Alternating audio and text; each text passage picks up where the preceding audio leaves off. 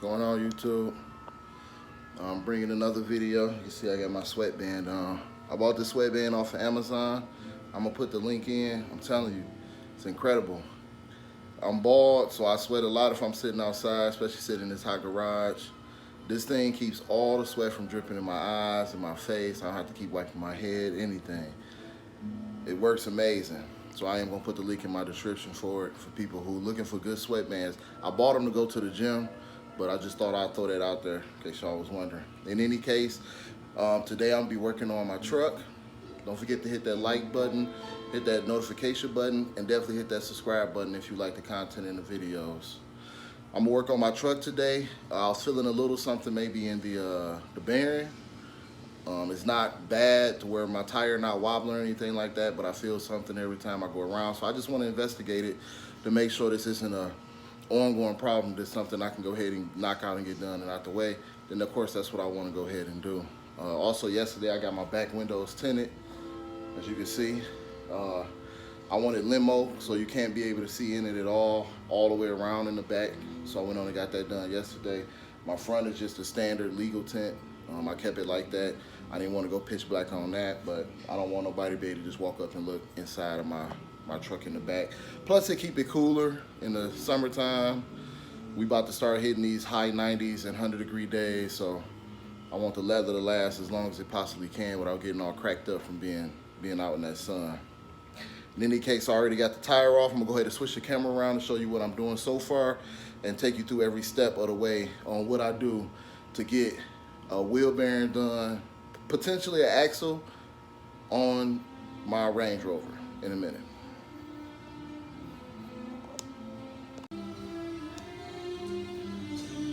All right, here's the truck. See, I already got the tire off. I know you hear that Beethoven in the background. I love Beethoven. So it's the best music to listen to now when I'm working on a vehicle. I got the jack stand up underneath there. Always throw the jack stand up underneath the vehicles for safety.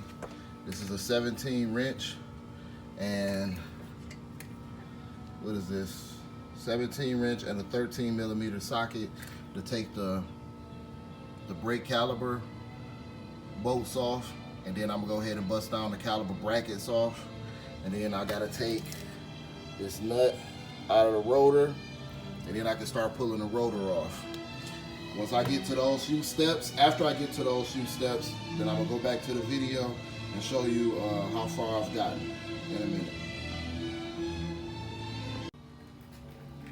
Just a quick update.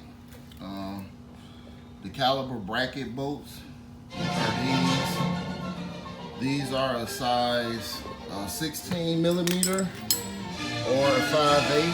That's the size I use to get those out. And also to get the bolt, it's really a hex head, but I only had a star, and I used a T40 to get that bolt out of the rotor. So now I can take the rotor off.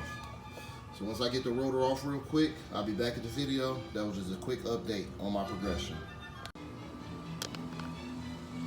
All right, this is another update. You can see I done pulled my car out. I had to go and trace down that nut.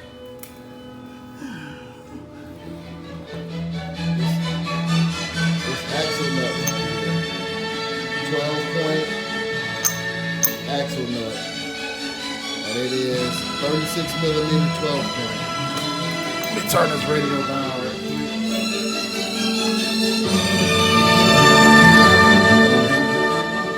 Little Beats Pill can get real loud. But yeah, because I found out nowhere on freaking line is directly telling you what size axle nut that is. So I've been in 2 stores trying to trace down that axle nut. Now, as you know, these axle nuts, they have those notches in them that get tapped down into the axle to kind of lock it in place so it won't spin off. Just aware, this is a 12-point socket and it's a 36 millimeter 12-point. Hopefully this saves you some time that it couldn't save me, because nowhere online did I directly find this. Some people was talking about 2 1/16, which is like a 52 or 53 millimeter. I'm like, it don't even look that big to be that size. That might be what it is for the rear, but that is not what it is for the front. And this is the Range Rover, the full size Range Rover, not the Range Rover Sport, the full size Range Rover. That's what size it is. So just giving you a quick update on that because it took me a minute to find that socket. Now I'm going to go ahead and take loose the strut bolts to pull it out so I can try to pop the axle out through it and see what I'm working with on the inside of there. If this something I will even be able to fix today or not, I'm not sure, because it is 4th of July and all the parts stores, I mean all the, well, the parts stores are open, but a lot of them don't have this stuff in stock.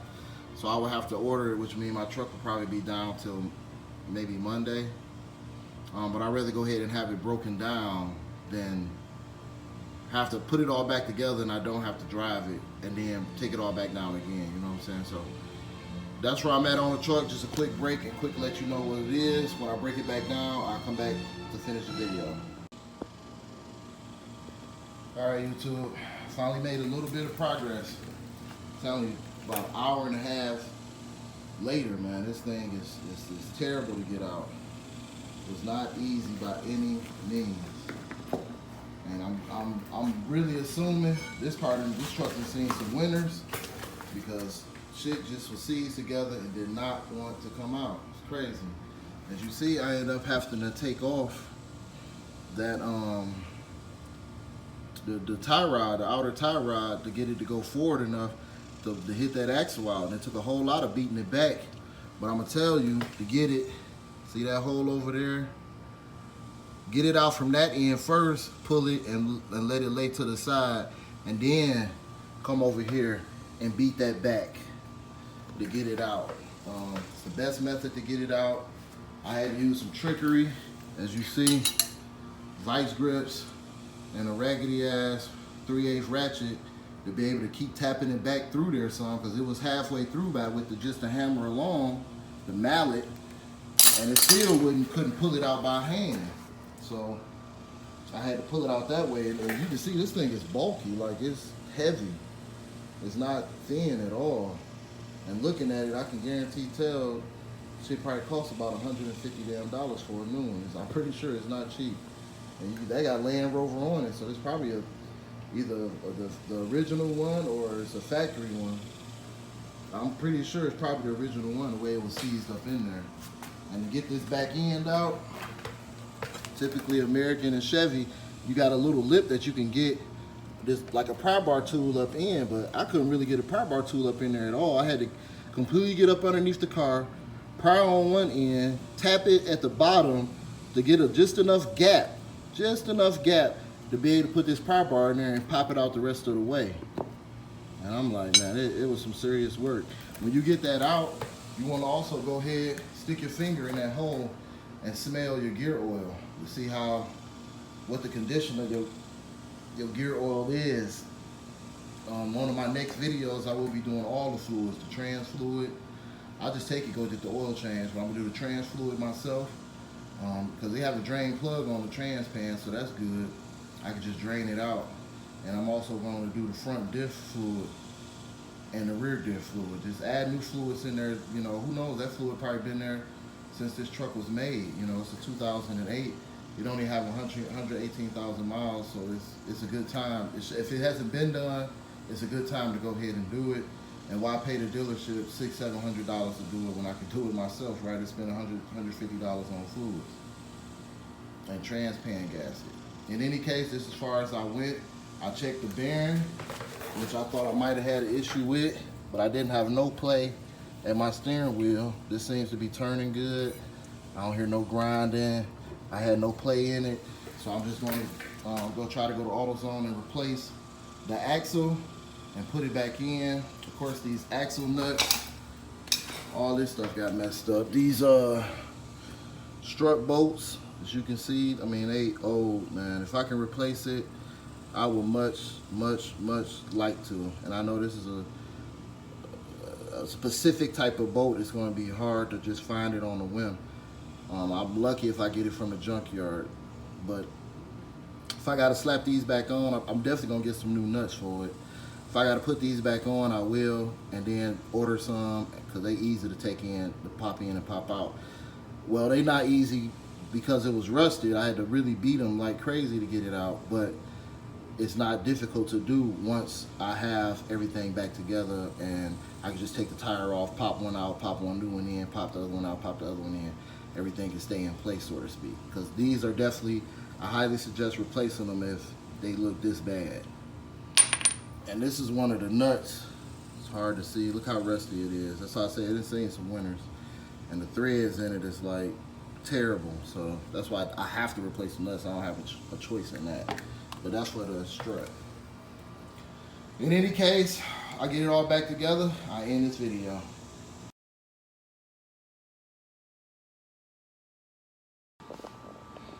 What's going on, YouTube?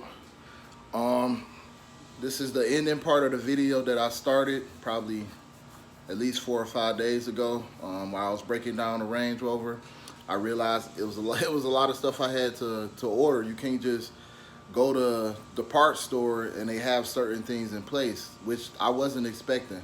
Especially something as simple as an axle. Like, you would think an axle excuse my language, you would think an axle everybody sells it everywhere. But they don't. I went to Advance, I went to AutoZone, I went to O'Reilly, I went to Napa. None of these places had it in stock. So what I ended up having to do was order it. I went to Advance, and Advance can order it. And they ordered it, it came in, but then of course I wanted to replace the strut bolts. I had to beat them out. They got mushroom, the threads was bad shape. And I put the nut on there.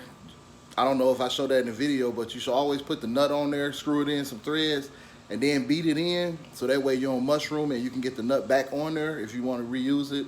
But I did that, and it actually stripped the threads inside the nut, so it was like a disaster. So I had to go ahead and order new nuts as well, new strut bolts and nuts. And as you know, these are specialty bolts and nuts. You can't just use any bolt from AutoZone because you don't want to have no play in there. And I'm gonna flip the camera and I'm gonna show you what I'm talking about. In any case, just a reminder, make sure you like that, hit the like button, get a thumbs up if you like the video, and subscribe to the channel, where everything I do to the new vehicle, to the channel, the Range Rover, I'm going to be posting. I didn't post when I did the brakes. I actually did the brakes. I replaced all the lights with LED lights. You know, the front headlights come with HIDs. I replaced them too, just with some brighter, brand new ones. And I replaced the front fog light, all LED stuff in here now. If you still using that halogen stuff, and get rid of that stuff. Any lights you get is better quality, it emits less heat. It just, you get more. Everything is better with the LED bulbs. So if you, whatever kind of car you got, because they still making new cars, which is outrageous, with halogen bulbs. It's like every new car should come with LED bulbs, minimum. Some HID and all that, because my Camaro has an HID, but minimum all bulbs should come LED. They just a more efficient, brighter, less energy consuming bulb. So I replaced all of those on my vehicles now, and I replaced them all on the Range Rover. And I did the front windshield wipers. They was in terrible shape. And those I had to order from Amazon. Like, I went to AutoZone. Them windshield wipers, they would just, they would not fit. Those are pretty much for domestic vehicles mostly, I'm assuming. But if you got a Range Rover, you know what I'm talking about. It's a specific style windshield wiper. Them little clips that hold the blade in place was breaking. The guy from Amazon tried to put them on. He broke them. So I just ordered them online, the two fronts and the rear. He wasn't that cheap. I think I like really good wiper blades. I mean, that's just a thing of mine. I don't like those cheap blades that don't last. I like good ones. So I probably spent about $40, $50 on the front and the rear brand new wiper blades. I got the truck tinted. Let me see. I wanted limo tint on the back. All around back, I got it limo, so you can't even see in there now. Before, you could see through there. I just got the front with the lightest legal tint, the darkest legal tint I can get, just because I didn't want to limo out the front. Not for the reason of the tint. Everybody know you get all kind of tint down here, but tint does help being down here in the South, because it keeps the car a lot cooler. Before I had that tint, it was a lot brighter in the vehicle, yeah, but it was warmer. But now you get that tint on there, that limo all the way around in the back, and trust me, the car is a lot darker and it's a lot cooler. I also got that tint strip in the top. Let's see if I can show you that. Let's see. See the tint strip? I always suggest that too. That's to help out with that dashboard. Because as you know, the car being out in the sun a lot, that's why you buy older vehicles most of the time. If they are southern older vehicles where they be in the sun a lot, it'll start cracking up that dashboard. It's a problem I had in Escalade. I just got a part called a dash mat to cover it and help it so it didn't look as bad. And the dash mat was cool, but I don't want, this dash is wrapped in leather, so I don't want it to start tearing up the leather or buckling or anything like that. So that tint right there helps, and it also helps keep the sun from being right in your eyes when the sun is going up and you're driving. You know what I'm talking about. I also bought the lift, the suspension lift arms. The lift this car 2.5 inches all the way around, which is a nice size lift. All you need is these arms to go on the air suspension, and it automatically keep it that ride height. My whole air suspension system works on here, which is great. So back to the main video, just giving a quick overview of what I did. Only other thing, I replaced the hood shocks too, which is a common problem with these Range Rovers. The hood shocks go bad. I replaced both of those as well. I ordered those off Amazon also. Those came in like a day or so. I'm going to also replace the battery. The person I bought it from, the person I bought it from, it was a really cheap battery in here, like 500 cold cranking amps, which is not a problem in the summertime, but in the winter, I may have a problem with the car starting. So I'm gonna go ahead and slap, I like an 800 to 1,000 cold cranking amp battery. I'm from the north. That's what we used to because of the weather. And I just want a battery that put out more amperage. So I'm gonna replace that battery. If not today, tomorrow for sure, before I get back to working regularly. And then that's it, guys. That should be it for a while, other than a good, a better alarm system on here. I don't want the factory alarm, I want an aftermarket. And that's it. So back to the original video. This was just a quick overview. Don't forget to hit that subscribe button. All right, just a quick overview. See the tint now, make a huge difference. See the axle. Axle wasn't in horrible shape. The boot was ripped all up, and I had everything broken down, so I thought, why not replace it? From the looks of things, looking at that part number, and you see it got Range Rover on it, that's probably the original axle. Car only had 118 miles. So it wasn't super bad, but I was having a little bit of a sound, so I didn't want to take any chances. I thought it might have been this bearing, but I didn't get any play with the tire, so I know the bearing wasn't too bad. And this turns and it feels great. Suppressed end bearing and all that, I could have replaced it, but everything feels great with it, so I left that alone. But I did go ahead and replace that. That's what I got from Advanced Auto Parts. Advanced Auto Parts is good. They always give it, if you sign up for their email listing, they always give it 20% off. So I never pay full price for anything big on Advanced, because I'm always getting 20% off for whatever I purchase online. But you got to purchase it online. Like, I can be sitting outside in the parking lot, online, order it, and then just wait till they all go through. I give it about 10 minutes, and then I can just go inside and pick it up. Because you're saving 20% just by using their online service. So that's a great deal. And as you can see, this is the correct one. It fits. It comes with its own nut, which is great. I had to wait for the strut mount nuts, because you can't finish this process without slapping this in place, slapping those two bolts in, scooting that all the way in, the axle all the way in, putting the nut on there. I had to pop the outer tie rod off, which is still really stiff. I can't just move it so easily, which is great. I tried my best not to tear that boot up when I had to pop that loose with the fork. So it didn't do too bad, and it's still stiff, which is great, so I don't replace that soon. Put the brake rotor on there, put the pads, all the caliber, everything back together. I replaced the brake pads. This is the sensor that I'm talking about right here.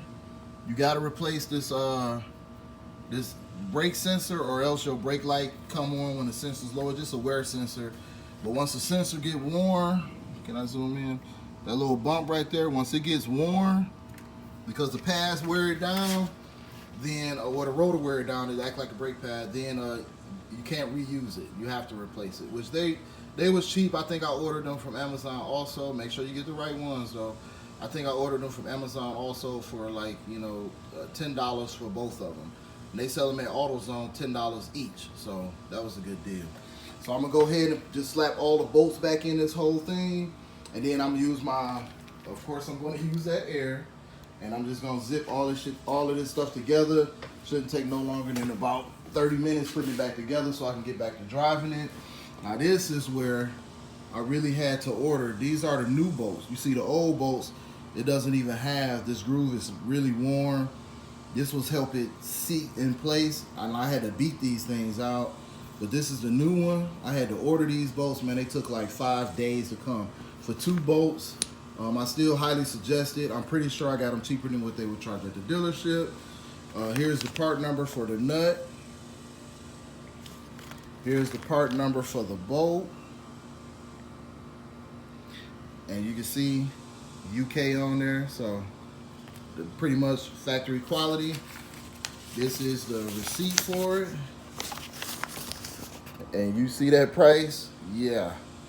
I came out of some bread just for 2 bolts and 2 nuts. But they specialty bolts. I wanted to get the OEM equipment style bolts.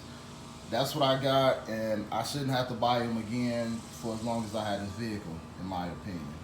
It looked like it came from Northern, had some rust to it. I'm tapping them bolts out. It was seized. It is light rust on some of the parts under there, but it probably came from somewhere where it was snow, so can't get mad at that. But I had to pretty much beat everything to get that stuff off. But you see the price of the bolts. They was expensive bolts. I'm gonna put everything back together, then I cut it on when I'm showing me zipping it all back together, which is not, I showed you pretty much a breakdown of what that is. If you took it apart, you can put it together in a minute. All right, I'm back, y'all. It's just a quick update. Had to make another part store run because the axle nut socket, that right there, is bigger than the other one, the one that originally come on there, much bigger. So I had to go to the parts store and buy this, a 1 5/8, which come in the 3/4, and I had to get the adapter to a 1/2-inch drive so I can use my impact.